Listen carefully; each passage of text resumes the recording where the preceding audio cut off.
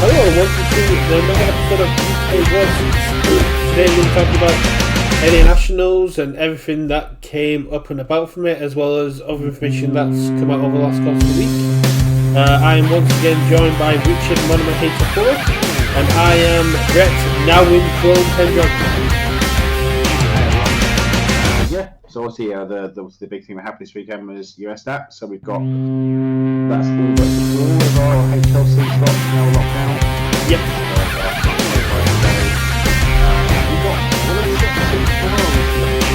We've got eight cards plus the cards that weren't spoiled on the poster for the Plus Ultra.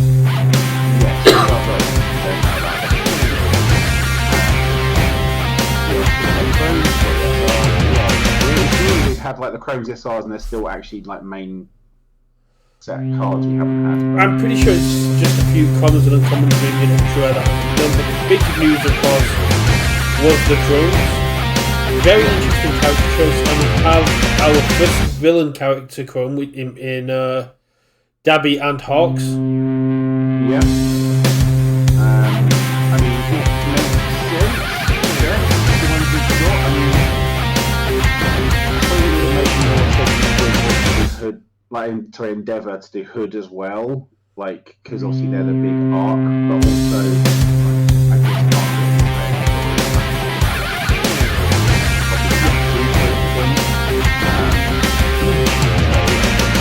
probably more popular than Hood. So like 100% Dabby's more popular Hood. I think it's also a case of in terms of future playability as well. Dabby's more relevant to the story moving forward, and given how later on in the series Dabby interacts with Endeavour and Hawks, it's a very good move thematically. Yeah. It also means that we can now get the Todoroki family Chromes, which can get shown to Dabby and Endeavour. That's already out of the show, it's fine. Yeah. I would say I think it's good they got back to characters. The attack is cool, Characters with attack art is a very good choice. Yeah, like just because they get to be your main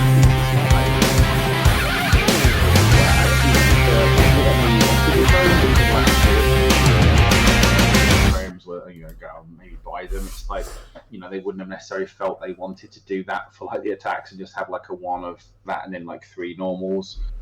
Whereas like, chroming out my character makes a lot of sense compared to sort of an attack. So like the attack thing was an experiment. It was fine, but I think characters are much. I think we'll see attacks come back. I think it might be like a cycle thing of characters then attacks, and I might see foundations come in. I don't know. Like maybe like an assets might be one. But I think they should stick to characters going forward. I think characters make a lot more sense for Chrome Rares. And you don't need to get a playset of them is the big thing. Yeah, exactly.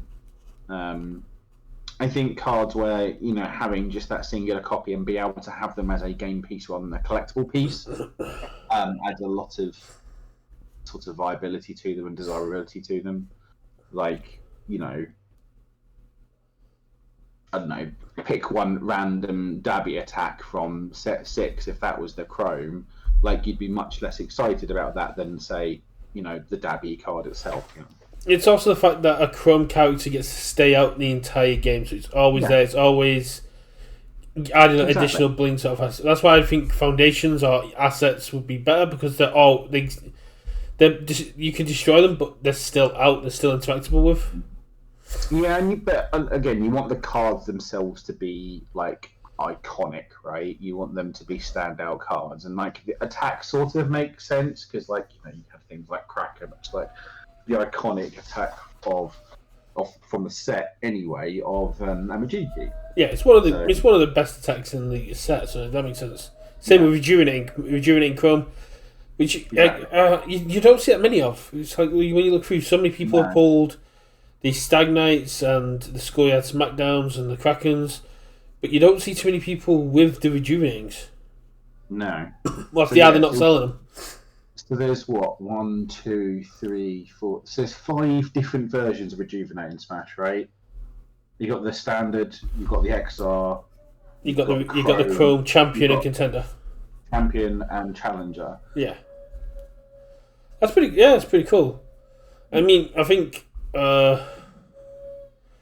Midoriya 1 still beats it on alternate versions. Yeah, probably. But then we had the rest of the nationals all weekend. We had Retro, which was streamed, which was a 64-player cap. They hit that cap. They asked for it to be increased. Initially, they went, no, we can't increase it for time-wise.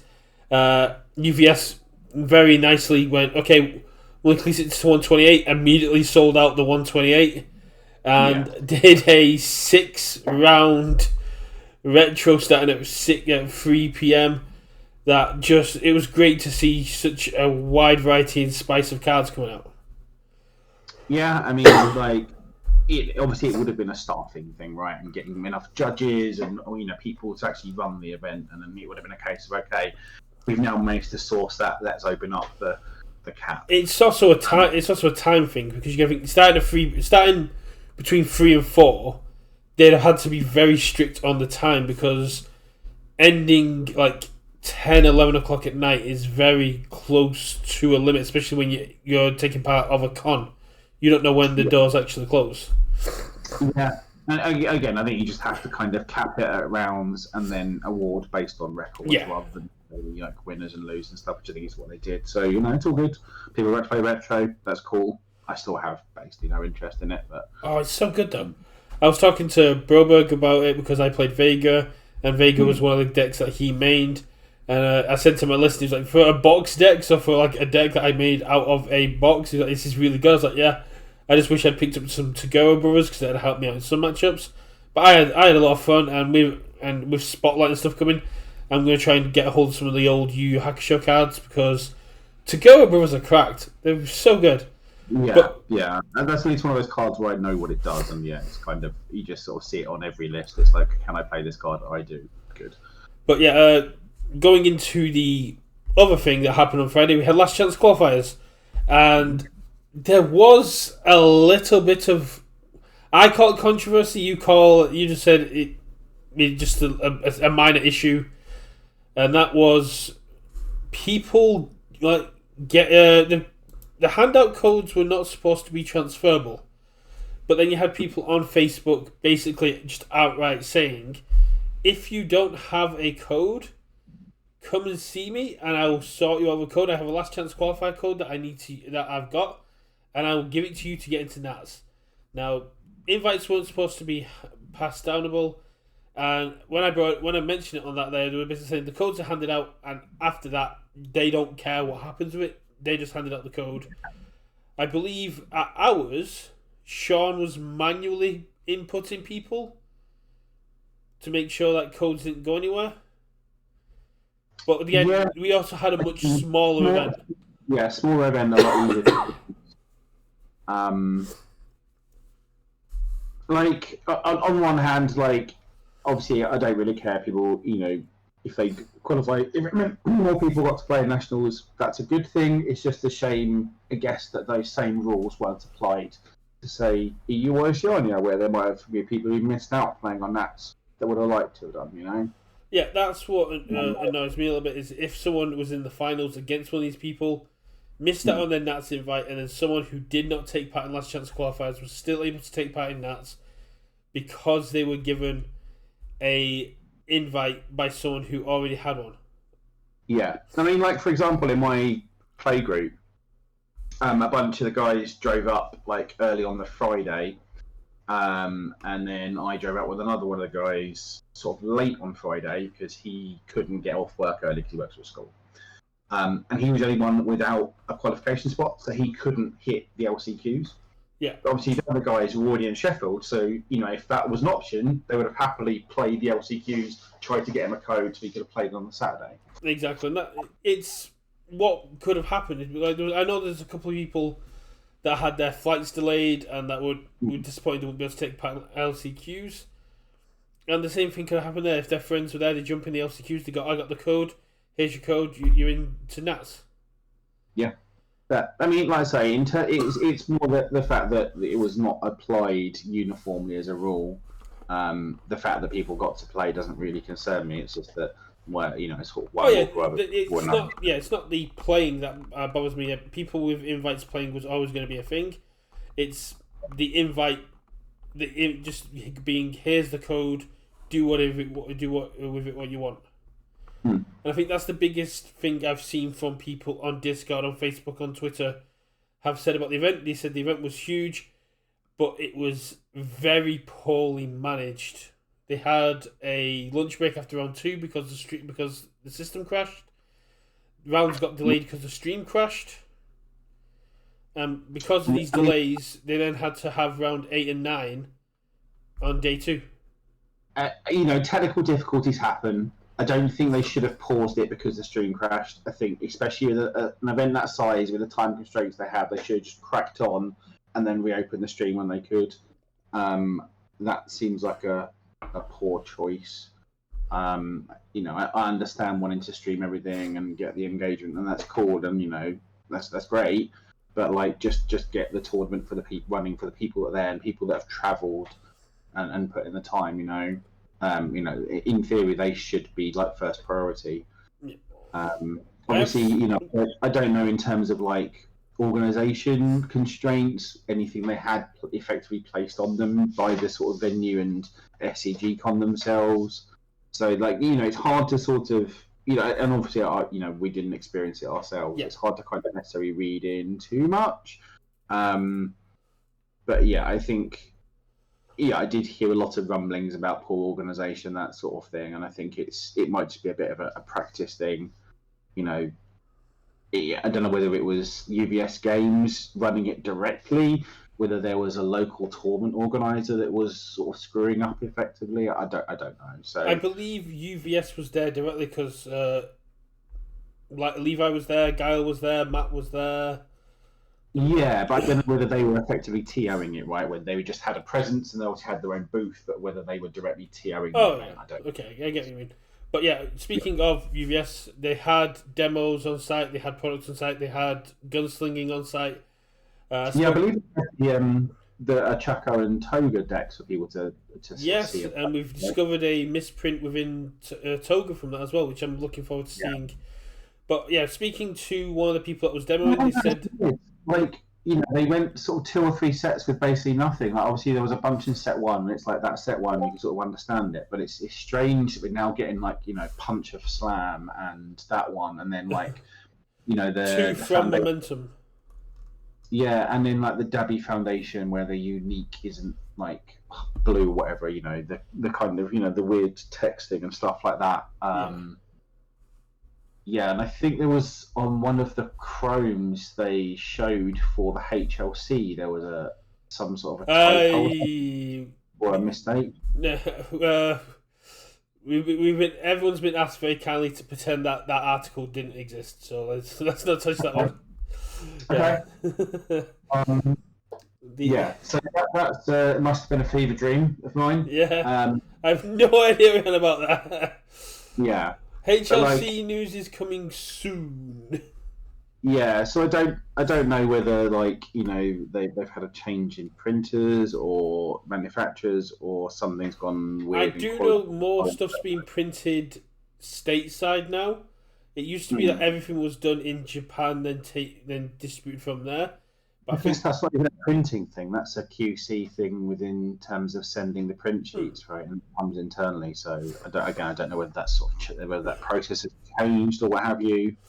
Yeah, it's just a bit awkward. It comes back to something that Pippa was saying. That Pippa's been saying on Discord, that for the size that the game's gotten to now, UVS is still very small, and the how small it is now becoming apparent with quality controlling cards. The way they handled a 400-person plus event.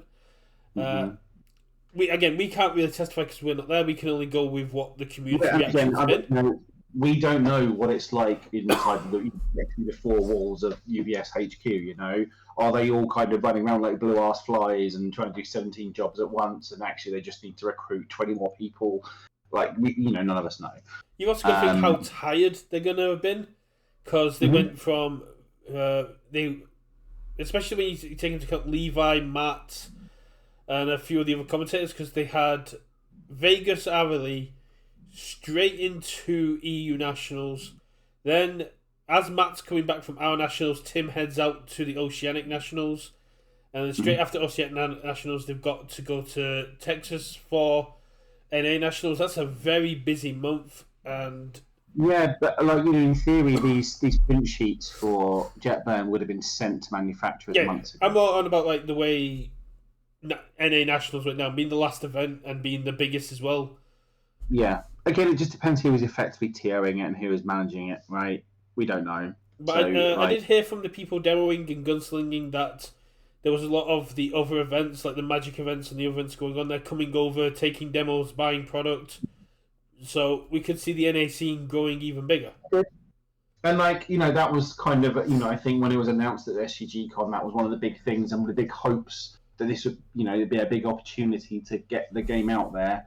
And hopefully effectively the infrastructure of the company grows along with the game to support it, and so avoid these hiccups going forward. So yeah. Have I still got? I haven't got it here. Yeah. So this is something I wasn't going to bring up. This weekend in the UK, we have got MCM Comic Con, and this is something that they put out last week. And this is all the card games that they're running events for and demoing and stuff like that. Mm-hmm. And for those that aren't aware or those that don't know, MCM Comic Con is the biggest Comic Con in the UK. Possibly third largest in Europe, with Dutch Comic Con and Japan Expo taking first and second, respectively. Japan Expo is just huge. And I really think this is something that UVS needs to be doing for us. For the same thing that they did for SCGCon, where they're getting Magic players and other people from there getting interest in the game. Anime fans will buy this game, even if it's just as collectors, but a lot of them will come in and play, because you can see here how many events MCM is running for Lorcana, Yu-Gi-Oh!, One Piece, Magic, and Pokemon. You could quite easily get some UVS MHA in there. Crunchyroll already has a booth there as well, which they did for New York Comic Con, where they were doing promos and advertising the game. It is something that would really help get more representation in the game and hopefully get our events consistently over 100. Yeah, I mean, part of that is obviously this is in the UK, they're based in the USA, right? So they need a partner over here to say they're happy to do that. Asmodee this falls on Asmodee. No. They would need someone like a Sean, right? Who is someone who is happy to effectively TO and run this stuff, and also, is linked with a shop, right? And has that connection, because Asmodee will not give a shit about this stuff. And my assumption would be Asmodee or manufacturers not running this stuff. This will be local TOs, right? People they've brought in and say, I can come down and I will do like Yu-Gi-Oh stuff or Pokemon, or I can come down and I'll run all the TCGs for you because I'm a local store and I'm whatever store it is that's doing it, whether that's like, I don't know, I'm trying to think bigger. Because with like a big games or something, With Flynn, I've not been to MTM in a while, but I do know Firestorm Games and Magic Madhouse usually have a store there themselves, so they could be running partnership with that. I mean, like for example, the Magic might be like Axiom Games. I know they're a big one that do a lot of events around the country in terms of running things like regionals and stuff like that. So, that they need a partner over here to do that with, and that might not exist, and that might be the block. Well, it's also very hard when they're a US company and they don't really know what the big gaming stores are to reach out to for it. Exactly.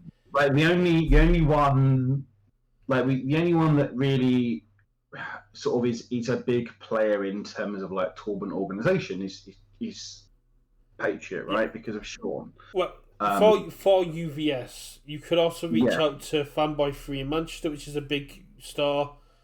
You've got Firestorm Games in Cardiff. You've got. But they would be invested in the game, right, and be willing to go and effectively sell the game. And then I know Firestorm used to run events, but they don't run anymore. I know Fanboy used to run events, but don't. But if they do, they don't advertise them anywhere near as heavily as they used to. I don't know about Magic Madhouse ever running events. No. I mean, you've got the other one up north whose name escapes me. Yeah, I can't think of it. And obviously you've got like the Essex boys. They're trying to get. You got Vault 14, is it? That's the Dorchester guys, Doncaster guys. So so there's a few shops, but it's just having one of those that are willing to partner up and go to an event like this and run it for them. To answer your question earlier, Richard, we got Rostos in the chat saying that UVS games were the ones that were TOing the event with help from SCG. Okay, so again, we don't know what the behind-the-scenes bureaucracy is like, but yeah, they should know this is going to be their biggest event. They're on the biggest stage. There's going to be the most eyes on this event, apart from maybe the HLC. But they needed it to go well, really. But all that aside, obviously, we've got our bracket on the screen. Congratulations to all our 16 qualifiers, and obviously congratulations to the top cut. Top 32 out of 416. There's no mean feat. 411. Yeah. The only thing that really triggers me about this image is why Jose and Dakota's names aren't blacked out like the rest of them for the second round. It's a weird thing. That is very weird.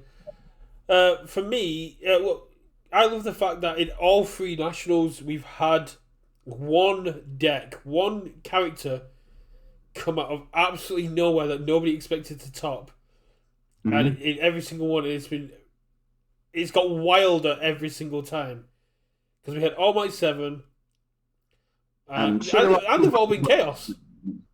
All Might 7, Coda, and All for One, all on Chaos, all coming out of nowhere, catching everyone off guard. Yeah, well, obviously I've long been a stan of All for One, mainly on Void, but I've never really tried one Chaos. I'm sure, Chaos is a good symbol. It's got a lot of good stuff. There's a reason that the likes of Tim and Kevin were running Chaos Bird, and it's probably they felt Bird was the best sort of runner for that symbol, right? I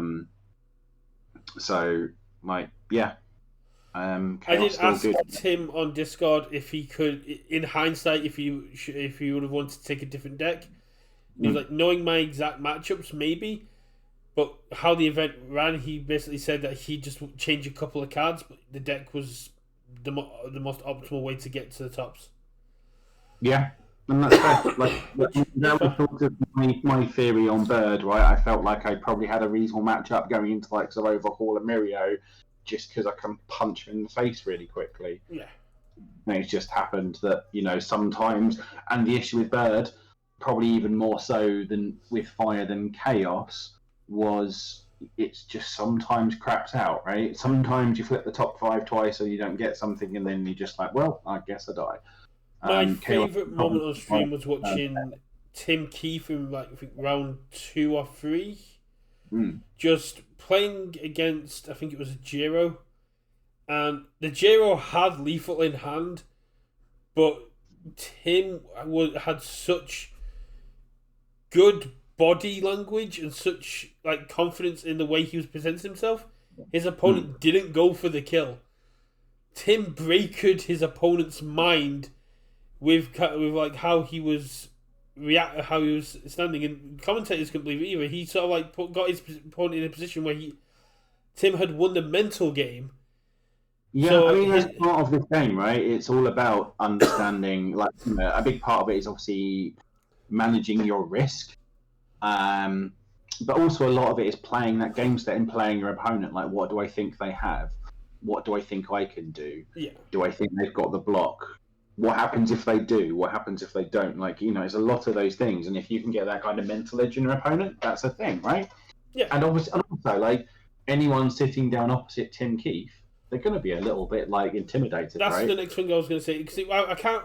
I do apologize to Tim's opponent's name. It wasn't a small name, but it's if you're sat across from Broberg, Garrett, Tim Keefe, Tam, Andrew, Phil Birch, any of these big names that are big in the community, big from being the old guard, they have warranted a certain amount of respect in the way they play the game from their results and from their impact in the community. So you do play a little bit differently against them because you kind of respect their game style.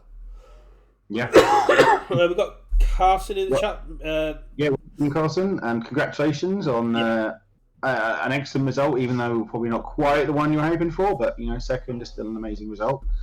And yeah, like the mental game in any sort of game, right, is still a huge part of it, right? And I guess I don't want to kind of throw Carson under the bus here, but looking at the final, like I imagine a big part of it is you're just fucking shattered after a long day, but like I don't know whether it was a case of you didn't know the interaction between Erie and Sports Festival Stadium, or you were just so bloody tired at that point that you forgot you had the Sports Festival Stadium in play. But obviously, there was a lethal line, and just was missed. And maintaining that over a long tournament is really hard. I mean, you've got mad respect for Carson. He'd already played 2 rounds.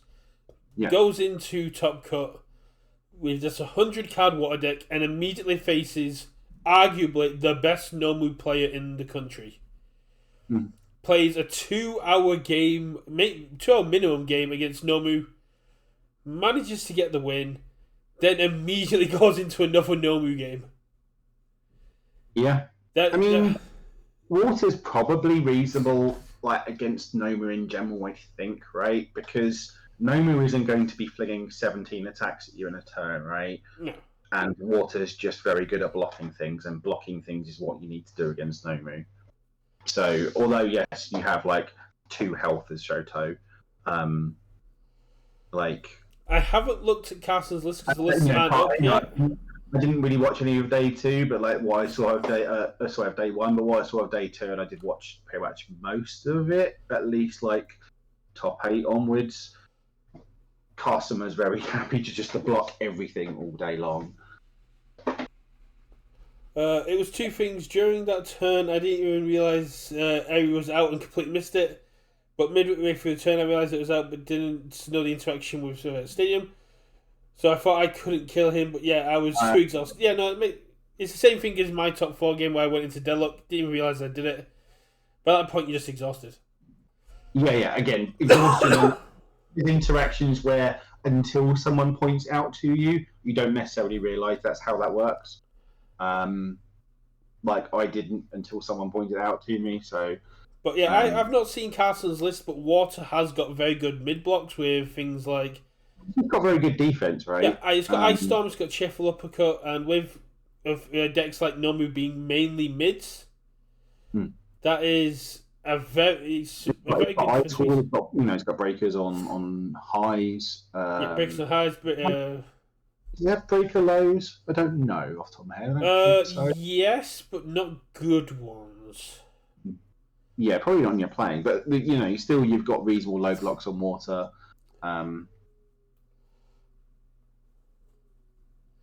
And yeah, tape, and obviously, yeah, you've got Ice Storm, Cheerful Uppercut, and tape. Water can defend all day. But yeah, we saw Phil Birch an Evil Mimic. We saw an Evil Life and Earth Overhaul make top cuts. Mm-hmm. The biggest thing for me was how many big names and old guard didn't actually make the top 16. You say that, but so there's 2 things to it, right? One, the tournament's huge. Yeah. Making top cuts was hard.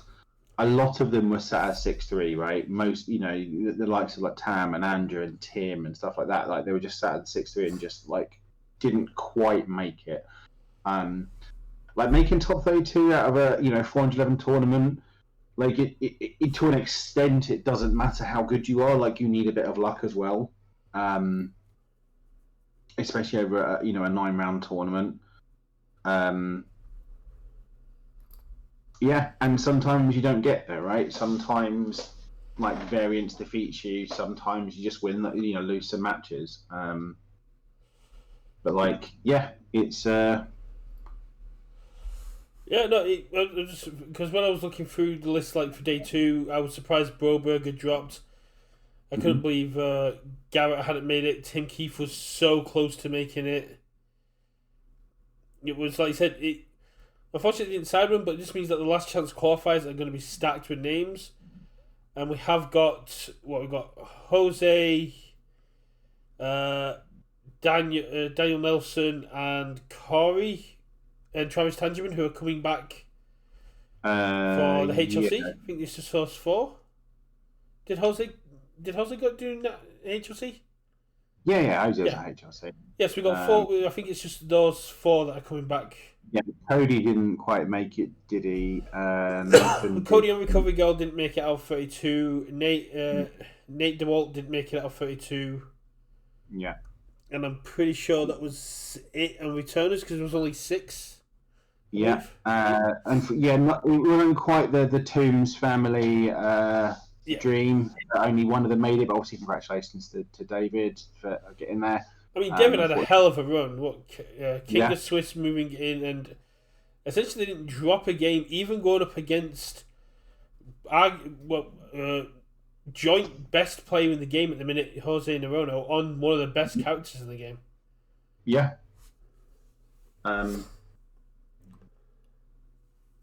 Miriam's still good. And, obviously I think we were chatting about it in another chat about, like, I think David's got the right sort of build for Mirio, just playing that 50 card, really consistent, streamlined. I'm just going to kill you. I think that's how you best play. Streamlined, it does the thing, go I die list. So you always see your catchy widows, you always see your Phantom Threats, you always see your the big 3. Like, they're the sort of big cards. You always see your Texters when you need them, that sort of thing. It's just you always get that very quick. You don't need to float it with stuff and play for long games. You just kill them on 2 and 3. And I think from the sound of it, that was sort of David's plan. Well, I've already started reaching out to the top 16 players to work on the UKVersus player profile. 9 players have already got back to me, with other players such as Carson saying they'll get to me as soon as they can or when they travel back home. And I'm still chasing Zane and 3 of the Oceanic players up for theirs. So we're looking quite good on that front, but it was a really cool event. outside of the little dramas. Obviously, it went a long time. I stayed up far too late watching it, but it was really cool. A lot of people were like, "Oh God, the finals are dragging out so far," but like, actually, it was a lot of fun to watch. Like, just watching those games and just sort of seeing Overhaul try and throw as much as he can, and Carson just, everything just like bouncing off was just, he's playing those sort of defensive lines just sort of so well, and just the sort of the change in tone and sort of mindset from George in game 3 was really funny.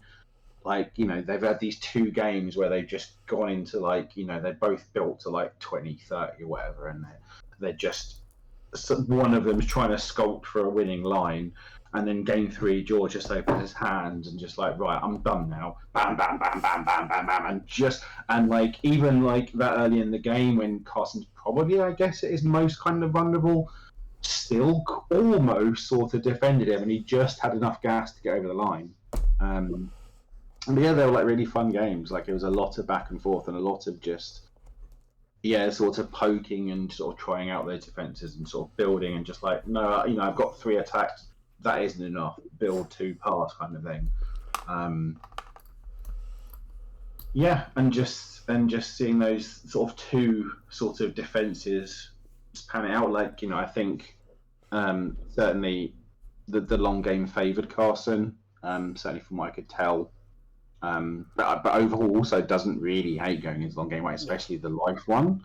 So yeah, it was. I think it was one of those when they went to that long game. It's whoever sort of blinked first. Yeah, it was really kind. I haven't quite chance to see the finals. I caught like the top 16. You can tell there was a bit of a time constraint on tops because they started top 16 before top 32 had even finished. Yeah, I think they were just trying to get as much, and that makes a lot of sense, right? It keeps the stream rolling, and when you've got results that are independent of each other, you may as well play those matches, right? Because you just get stuff done. Yeah, you already missed us, David, talking about how great you are. No. I mean, we completely threw Andy the bus and sort of trashed you entirely. And all that. No, we were just saying how we both sort of agree with the stuff we're going in the chat in terms of you had the sort of best idea for a build of Mirio. Just play a streamline deck and kill them. There was over the weekend. There was also the best format in the game. They had the team side of it on the Sunday, which was won by UKVersus Academy. Ah, sweet. Yeah, we had Chris, Matt, and Ashley took that one there. So we're gonna have to get you guys up against them as like a UK versus US team event. Yeah, I mean, like, I really had a lot of fun with teams. It'd be really cool to get some sort of thing going, with some sort of teams over webcam kind of challenge going thing. But I don't know. Sort of had sort of vague ideas brewing in their head. Every person I've spoken to you about it, I've spoken to Chris about it, I've spoken to Ashley about it, I've spoken to people that didn't win about it. Most people want teams to come back as a legitimate format and get more support. It is a great way to see fun interactions and just a nice little twist on the game as it stands. Yeah, it was just a lot of fun, and like I almost don't want it to be a serious format, right? I almost don't want there to be anything on the line, and for people to be able to play their like one check Hojo decks and have fun with it, and it be like a really cool format and trying to pair it up.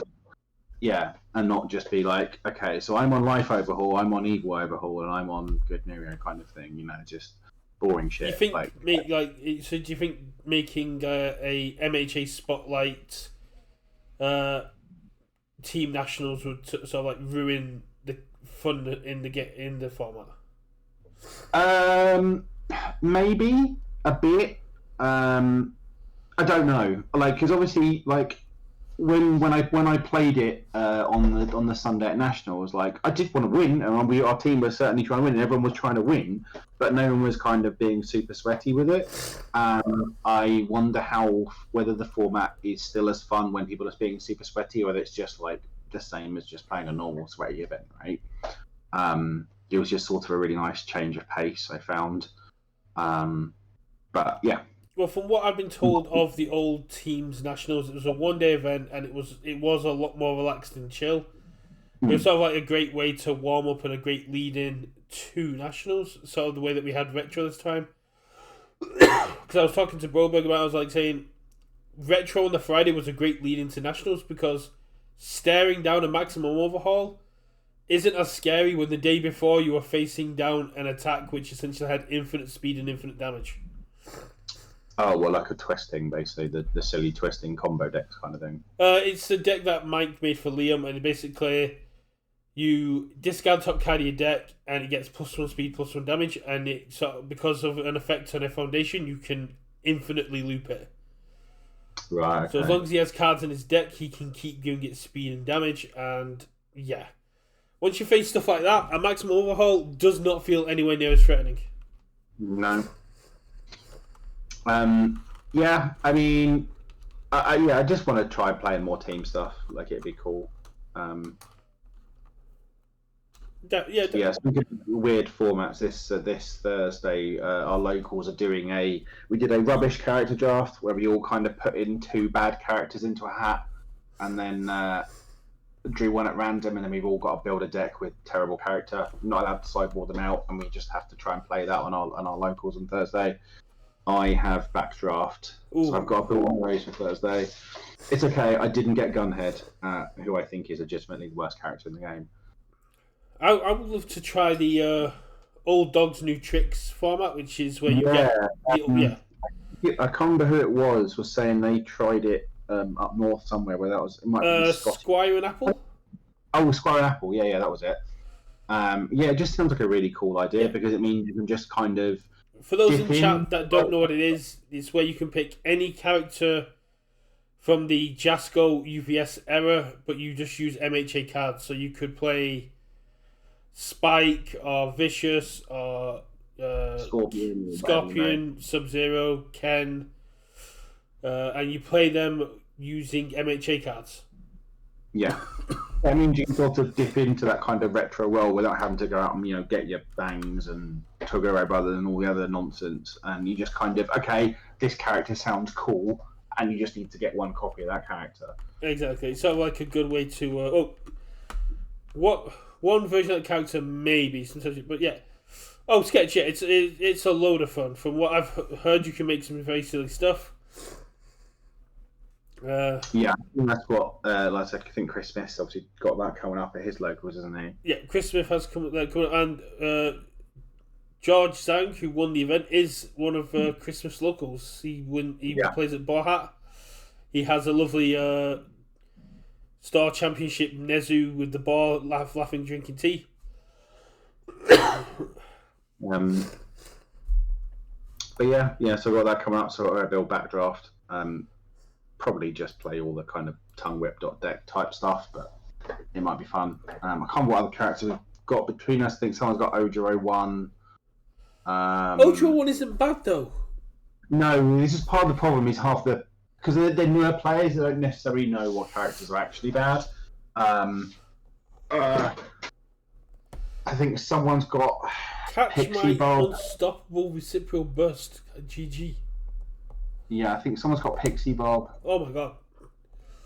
Yes. I'm trying to think of the other ones are. Yeah, Pixie Bob, Gunhead, Ojiro 1, Backdraft. Minato 1? No. Oh lordy, I can't think of them. Gran Torino is one of them. Really? And I don't remember who the last one is. Oh yeah, Matty, 100%. That's what I was just about to say. If you're playing Backdraft, you are 100% playing a Clog the Card Pool water deck. Yeah, I don't know what else you'd do with him, but yeah. But yeah, it'll be fun. And I have been tinkering with Evil Mimic recently, just because I'm like, well, I'll give it a go. It didn't really seem like my thing, and then jammed some games with him on Sunday, and honestly, it's so much fun. Like Mimic was a lot more fun, a lot better. Phil Birch's list is absolutely insane. I was talking to Hardman over the weekend, and he was saying that he's also been experimenting with Evil Mimic and looking at Phil Birch's list has inspired him to go a bit further. Yeah, I didn't build it anywhere near because I think Phil was he was much more story based, whereas this was kind of just evil pile of good stuff. It shouldn't have been a pile of good stuff if it was evil. What do you mean? You can't play the good symbol. Yeah, but yeah, Mimics on Evil has been really cool. But yeah, just obviously now it's not like super sweaty time. I can just tinker with stuff and play cool stuff. And then obviously we got pre-releases coming up, which should be fun. Have you heard about the Immortal pre-release deck? The what now? You can be immortal on pre-release. You can make a deck where you can't deck out. Yeah, you've got that stupid thing where it means you can't deck out, but someone just punches you in the face and then you die. If you make a defensive enough deck with Pro Hero rankings, you can just deck them out.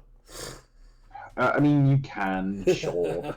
Honestly, that isn't the life I want to lead at a pre-release. That is 100% the life I want to lead at a pre-release. And that's why we're not friends. I played Vagrant Retro. I have been bitten by the control bug. I want to be the most annoying deck in the room. It is wonderful. Yeah. But yeah, Jetburn is coming. It's 3 weeks away? Yeah, something like that. 3-4 weeks away. It's going to be absolutely great. I'm interested to see how Jetburn and the challenger decks that come out in January impact the meta as well as the HLC. Mm-hmm. Because the HLC is going to be the only event more than likely where set 1 and set 6 are viable in a high level event. Yeah, I mean, obviously we've got the in theory, an announcement soon about organised play for next year. We've had the announcement about the formats. They did have one announcement about HLC, which is still up, right? In terms of, I don't think it's still up. I think it's been taken down fully now.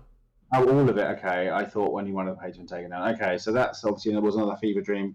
Obviously, we're looking for more HLC details. Yeah. There's a write up from the weekend that's up today that basically says HLC is the 2nd to the 4th of February. More details to come soon. Yeah. I would be amazed if there wasn't a dark tournament, Yu Hakusho kind of. I really event. want there to be a dark tournament. Yes. Yeah, I would be amazed if there wasn't one of those there. There is 2 things I want them to do. One of which is a complete meme, which they won't do, but would be great if they did. And the other one is something they really probably should do. For HLC day 1, they need to change it. Last year, it didn't matter. It felt like it did not matter at all. It didn't. But I know everyone was memeing, it doesn't matter, it's only for seeding. The seeding does matter. Going first is a bonus, right? It is a positive thing to have. But yeah, I would like to see it. I like to see it be a sealed event. Have day 1 sealed or draft. Put us into 4 pods of 8. Have us draft and have us play out the sealed there. Rather than just having it be constructed decks, you can change it if you want constructed decks. Yeah. Depending on how much of the set has been spoiled, again, I could see them maybe doing a dark tournament. Actually, no, it's going to be it's the HLC. Yeah, that's the big argument against challenging the cards being included. I could see it being a set 6 draft. Because in theory that's more skill intensive and skill testing than sealed. Certainly for this game. I could see them trying to do a set 6 draft or a 1 through 6 set sealed. Yeah, I mean, again, they could do fun, but they want it to be essentially the peak of competition, right? So I don't think they'll do meme formats for day 1. In theory, going back to that kind of organised play, in terms of the formats thing, they had draft at their in Premier organised play, right? I wouldn't be surprised if day 1 is 4 pods of 8 drafting. That makes sense, but that to me feels more skill intensive than going. You've worked on a pet deck for the last 6 months. You've been able to test it out. Here's the matchups. Let's see how they go. Going, here's random cards. Build what you get. Win with what you've got, and then tomorrow, bring your best decks and show us what you've got there as well. Yeah. I my best guess would be day 1 would be set 6 draft. Day 2 is constructed.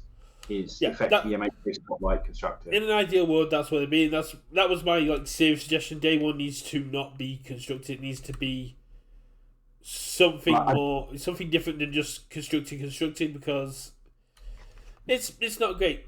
My meme idea is that you get you sign up all the people for the last chance to qualify for the HLC at, say, 10 o'clock in the morning for Friday. And you give each one of them 2 tokens. And you Duelist Kingdom this. So you get all last chance qualifiers just going around challenging each other at will until 4 people have 10 tokens, or however many tokens they need to cut it down from everyone to 4.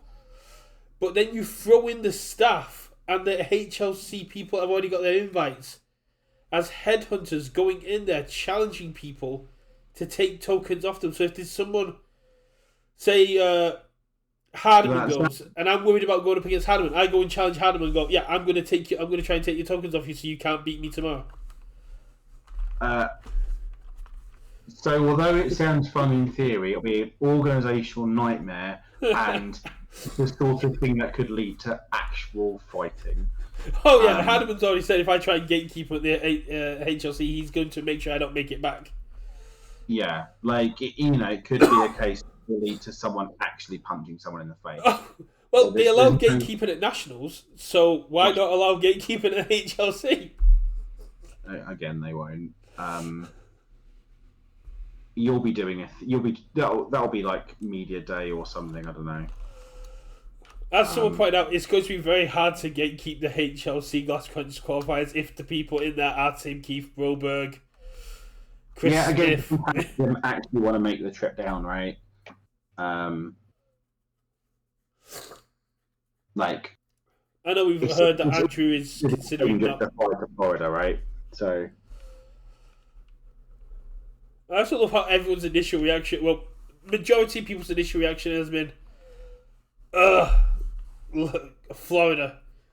And one of the HLC profiles I got back was, if we all ask them very nicely, maybe they'll change it from Florida. 200 people LCQ? I don't know. Again, I don't really know how many people are going to want to travel to Florida for one of 4 spots for the next day. That's the big difference between this LCQ, right? That's the big difference between this LCQ and the Nationals LCQ. There's only a limited number of spots, and it's 4 now. Maybe not everybody comes to the HLC. Hopefully they do this time, but say there's 8 seats up. It's possible some of the qualifiers can't make it for whatever reason. Yeah. Obviously, there were a few last year that couldn't, and sort of, they handed down. So I'd imagine they would just go to LCQ slots.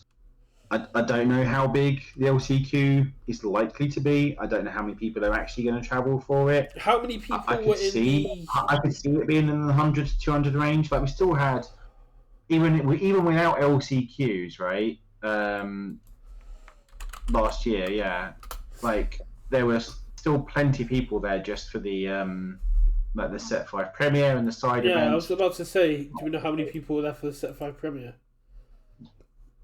Yeah, I don't know, but like there were probably like 60 to 80 people in there, at least, I would say.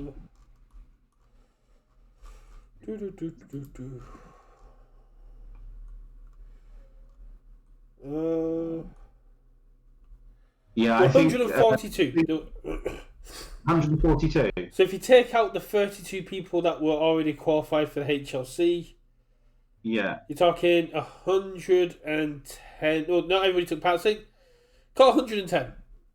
Yeah. So okay, and they travelled down without any shot of appearing in the HLC. They just wanted to play side events. So 150 to 200 people coming down just for the Friday does make sense. Yeah. Yeah, I think David O was one of the only people in that room cheering for Philip in that finals. I was cheering for Philip to beat Luke because my deck was so geared to beat Jiro in our Nationals. I've not faced the Jiro yet, and my entire deck was based on not losing to Jiro. But I love Philip, and I was really hoping he'd come out on top, mainly because we may have had an EU Worlds this year then. Yeah. But yeah. Okay. Did we have anything else to go over today? We've got drafts to go over. I don't think I've updated the community draft.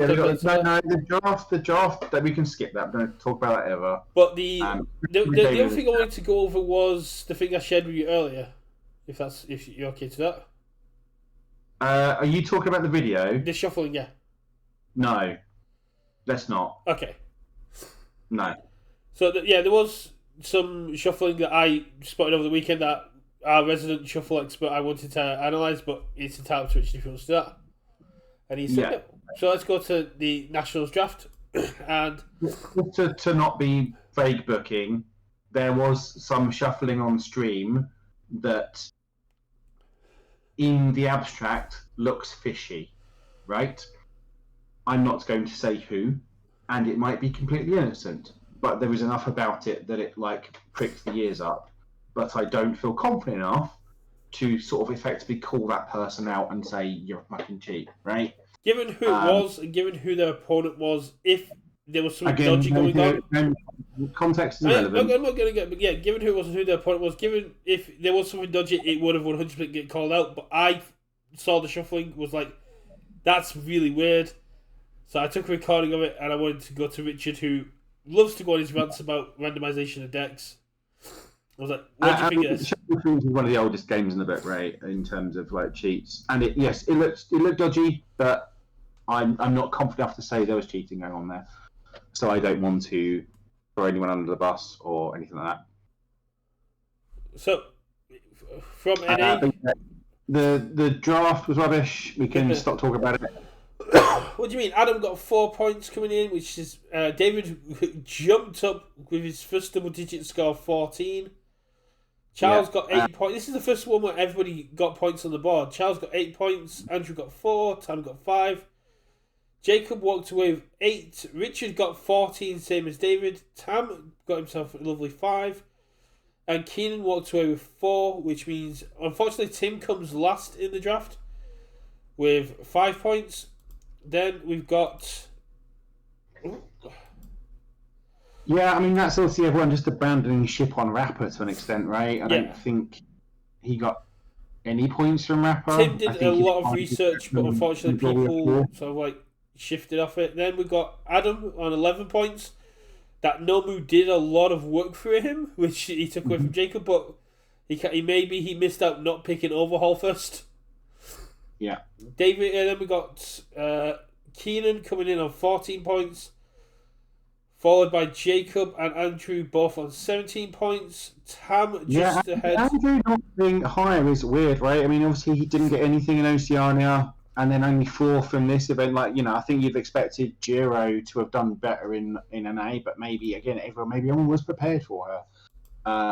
Yeah, the lack of Ochakos, Sato, and All Mights as well.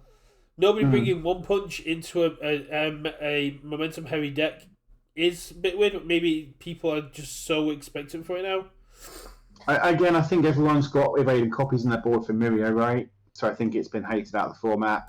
I think, I wouldn't have been surprised to see a Chaco 2 or 2 in the top cuts, like. But yeah, just only walked away 4 from this one. And then Tam on 19, Charles coming up just at 20. Second place, Richard on 21. I'll accept a second. Obviously, a lot of that heavy lifting came this week. My round 5 pick of All for One cashing in. I do still love that character. I think it's good. And then obviously getting some points on Bird. I was cheering on the Birds to get further. I still don't think it would matter because basically David drafted Carson. Congratulations, David. I'll take second. I'm happy with that. Given the crowd we were in and where I was picking, I'll happily accept a second place. I'm gonna try and get hold of your prize card from Apple in the next couple of weeks. Then I'll send it out to Richard to get signed, and then at the HLC I'll get the people there to sign it, and I think I'll then give it to you to chase up the last few remaining people, but I think the majority of people will be at the HLC. Hopefully. So obviously we'll get Adam to sign it. Well, Adam doesn't need to sign it, it's his card. I gotta get Adam to sign it, damn. Yeah. So if I send it to you, then you send it to Adam, then Adam sends it back to me, that kind of... Yeah. I forgot about Adam. Yeah, you can package it in with the thing. Yeah. I'll get onto Apple to send me that in the next few days then, because hopefully that stuff should be sent out now. Cool. In the community draft, I haven't got the update, I believe. I have not, but there's been a bit of an upset on who took the top spot, which is really, really cool. Because the NA sort of really did shake things up. I mean, that was the expectation, right? That the NA was always going to be the big one, especially with going out to top 32. That was always going to be the one where maybe we saw more rogues, and there actually wasn't as many kind of rogues in the top 32.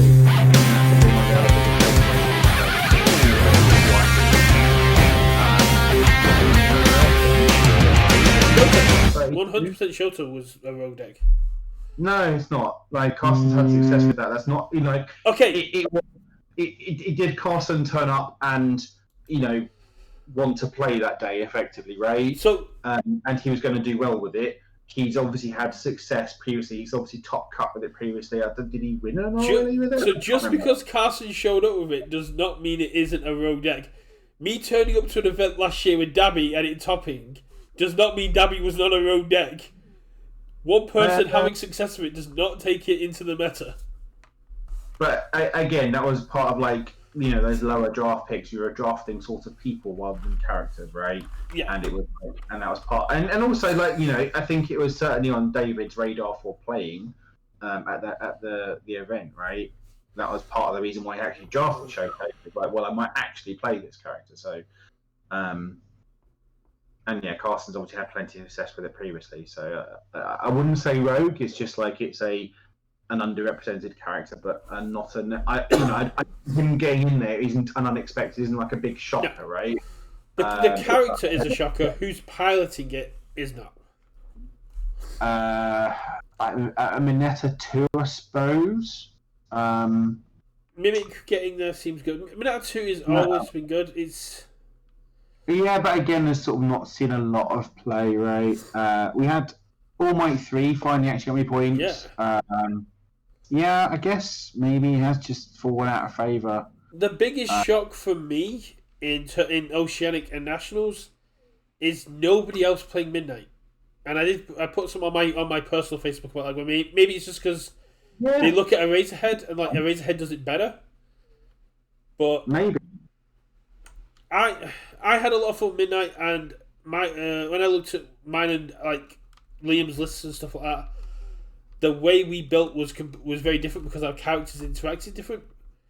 But I was expecting a lot more Midnight. People seem to have gone a lot more aggressive rather than like the RLE metas of slow and steady wins the race. And as David's put in there, no Momo being a very big character last year, not making a presence really known here. Yeah, see, again, I wonder if part of some of the deck choices of people like the Rochester crew were, it's going to be a 9-round slog. I don't want to play 55-minute rounds 9 times over the day, and that's why they pick a bird who can play those long games if it needs to, but also can just go turn to your 10, turn to your dead, cool, let's take a break, right? I expected Nate to play Eraserhead. He's been playing Eraserhead all year on Void. And he also went very long into rounds. Very good choice, right? I don't think everyone necessarily is comfortable playing Eraserhead. If you are, then I think it's a very good choice. But like, only had two Gyros? There was a good Gyro. Nate was playing Eraserhead very well at the HLC last year. I got to experience that firsthand. He's only improved with Eraserhead since then. So playing it at Nationals does make perfect sense because he's been getting the reps in all year.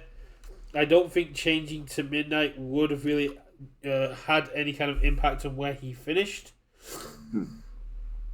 But it was a bit of a shock to see people like Garrett Brett, who topped with Midnight, changing to Bird. But it could also be, as Richard said, this is a long event and Midnight requires a lot of mental power.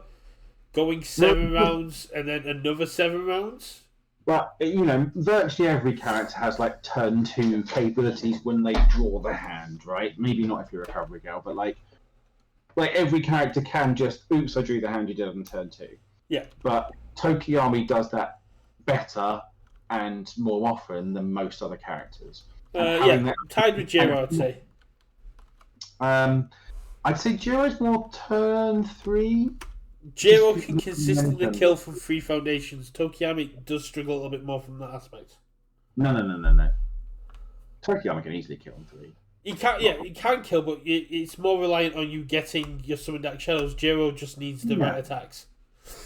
But again, you need momentum to do that, right? And you don't necessarily have that turn 2. Anywho's, like, yeah. So I think Tokiyami on Chaos and be able to play that longer game, but also just have a really huge kind of actually I'm going to punch you in the face capability. I think obviously they might have different thoughts, but that might, to me, that's a reasonable guess as to why they picked Tokiyami. And Tokiyami's still really bloody strong, and it's not like him playing Tokiyami is a crazy out there thing, right? You know, I think during sort of set 1, sort of season 1, like he was the Tokiyami guy, right? He was the one that kind of I think brought Tokiyami to like prominence. So I think Daniel Nelson is currently the Tokiyami guy. Tim was the original Tokiyami guy, right? He was the one that was like playing it and beating everyone with it in set 1. So does make sense to see him, and like I said, he played it really well. Hmm. I think one of the big things is with the new getting your opponent's deck list, although they didn't have as much time as Oceanic and EU to look at their opponent's deck list because we had essentially an entire morning. Mm-hmm. A lot of these do the thing or die decks kind of lose out when you can look at their deck lists. But Jiro and Tokiyami don't care because it's a case of, oh, you know what my win condition is. You're still not going to be able to stop it turn 2. Yeah. It's like, oh no, you know I'm going to play a Dark Shadow Ruin. You knew that when I put my character face up on the table, right? But when you look at, say, All for One's list with Scott, where he goes, oh, you're just going to try and kill me with Ultimate Combination. You have no other way of really killing me. So as long as I can deal with your momentum and get rid of the echoes and prepare for this Ultimate Combination that's going to try and kill me, I'm fine. Like, remember when, like, I think when you played All for One against me on the webcam, I just held a high block and you could never kill me. Yeah, that's part of the reason why I stopped playing him because it was because it's his best attack, but it's the same as Maximum Overhaul. It is telegraphed as to when you're building up to play it. It's not his best attack. Reciprocal Extender is his best attack. But yeah, that was a cool event. I think hopefully, again, all of these things, hopefully UVS games are learning lessons in terms of organisation and what they need to put in terms of like infrastructure, and hopefully they did come away getting lots of new blood and new interest through SUG Con. But yeah, it was really cool, and obviously congratulations to everyone. Yeah, big shout out to the top 32 and the top 16 that have made their way to the HLC. Except to David, just because he beat me in the draft. He didn't win the Nationals, but he won the draft. It isn't that better. I mean, he qualified for HLC, he top 8'd Nationals and won the draft. Yeah, he got the beautiful Rejuvenating Smash. Pretty good. If anyone's after Rejuvenating Smash, I believe Carson is selling his for $1,000. Just going, and I'm more interested into where the game is going to go now, because this could be the last HLC, or the last HLC as we know it. Because unless we get a Spotlight Worlds for MHA, I don't think next year's Worlds is going to be a HLC. It's too MHA branded. It won't be, but yeah, everything is resting on that announcement, right? Yeah, we'll get the HLC announcement this week, maybe next week. Yeah, the other thing, in that interim, obviously a lot of other people are kind of coming up with their own stuff, right? Because they're expecting a void. They're expecting a void between now and the HLC, right? Yeah, so we've got King's Court that are doing an event, right? King's Court's doing an event in January. Tam is gauging interest in doing an event in November.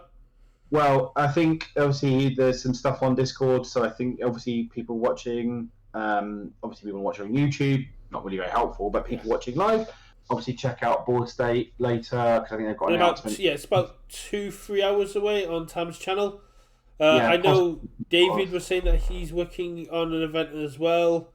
Yeah, I'd love to get some kind of Teams webcam event going, because I used to run team events for Keyforge in the past, And it was so much fun recording those games and covering those games. But it is also a lot of work for everyone involved doing that stuff. Right, so, and especially with it, if you're trying to do a team, getting 6 people to have a free hour and a half at the same time. So when I ran the Keyforge one, it was done at different times. So you set up the arrangements, and then the players played when they could, and I just went in and recorded them, and then when we did the stuff back. But basically, it was basically like a league sort of thing. So people just went and recorded them went and played the games as and when they needed, and it was all like a coded system. So red took on red, blue took on blue, yellow took on yellow. They didn't get to choose like you guys did, and that's okay. But if people are interested in a team event, I'm more than happy to try and get people together to do it, but it would not be something that was going to come quickly. Yeah, it's just these things will work, right? And and I think it's something that's been discussed. You have to sort of do it for the love of the game, because you ain't necessarily going to get anything for it, right? No, it's one of those things that I would never charge for this kind of thing, and trying to find people that are dedicated enough to the game to not take part in the event. To the fair play, they're saying obviously we're going to charge for entry, but that just all goes into the funds. That's a good thing. So they're effectively giving their time and for organisation and assume for judging and all that and all that stuff effectively for free. So that's really cool. And you get with the King's Cup Gaming when you get a really cool playmat as well. Yeah, and they're doing like the wrestling style promos, which is the best part of it all. It is very interesting to see the King's Court Gaming feud with Rochester and stuff like that, and Shaw Breen just being like, "There's no feud, we just don't care about them," and stuff like that. Yeah, it's brilliant, and I think people should sort of lean into it, and as long as it's good natured and all in good fun, and everyone that you're doing it with is on board, then perfect, crack on. It's amazing. I could never really see any of the teams in the UK doing it, mainly because our teams just don't take themselves seriously. Yeah, I mean, I was chatting to Harry that we had on the stream the other day, one of my locals on the way up, and sort of explaining how obviously they're doing these things, and actually they used to have belts and stuff in the old days, and a lot of the my local players are actually also big wrestling fans. It seems there's quite a big the Venn diagram of people who like UKVersus and people like wrestling. There's quite a big. It's huge on Ace Maneuvers channel on the Dubbers. Yeah. It's a very active thing as well. So they he was all for we want to, because we would love to get a sort of a team name and an identity for our little locals, and turn up in our kind of matching stuff, and put out some of these videos and stuff. So once again, joined by Zane, top 4 Oceanic player. Welcome. And they're saying that Grimdark Gaming, their local gaming store, has belts for all their card games. It's amazing. I love it.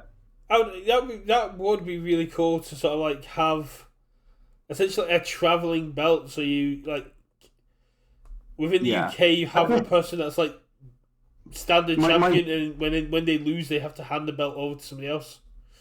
My dream is to have a UKVersus hardcore belt. And it's old hardcore wrestling style rules where you can just challenge them to a fight wherever. So it's literally, I turn up in your doorstep in Yeovil, right? I'm going for your belt, Brett. Come on. How much is a custom wrestling? Hold on. AliExpress. Let's see if we can do this. I will look at getting one made because that sounds great.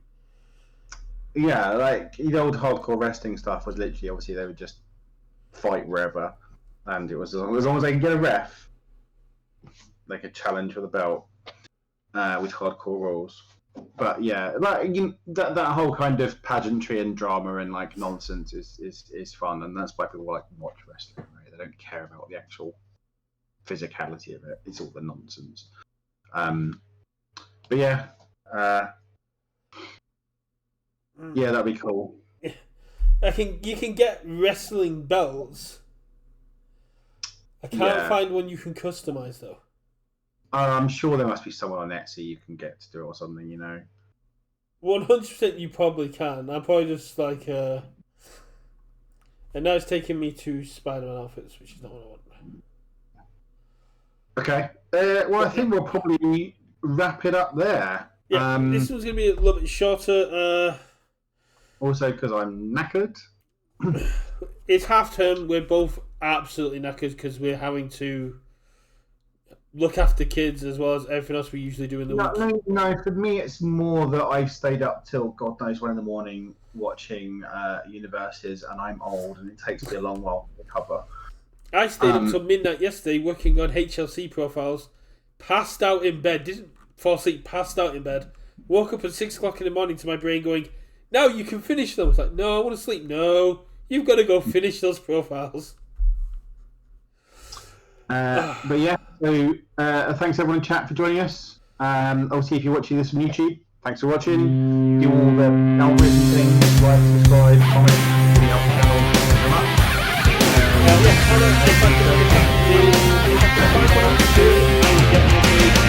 Is that a thing?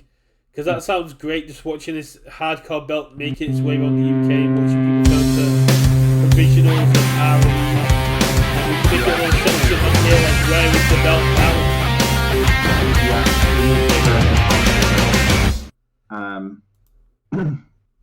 Cool. Well, like I say, thanks everyone for watching. Do all the things. And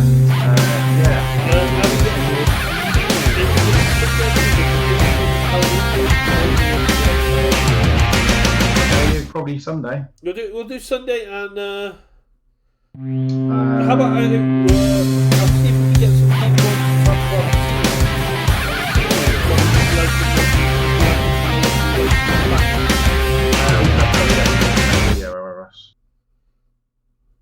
Oh, it is playing audios. There we go. You fool. There we go. So I've got the audio. So yeah, if you want to, so if anyone in chat does want to come on Sunday, who's got experience in the old world of teams or wants to talk about what they like to see come back from teams, reach out. More than happy to have you on. I'll reach out to Ashley and Chris and see if they want to come on, and we'll have a little bit of chat about teams because it seems to be a format people are really interested in. Yeah. I think that's a good way. After Nats, that's a great way to go. Thanks everyone, and we'll catch you in a bit. Catch you later. Bye.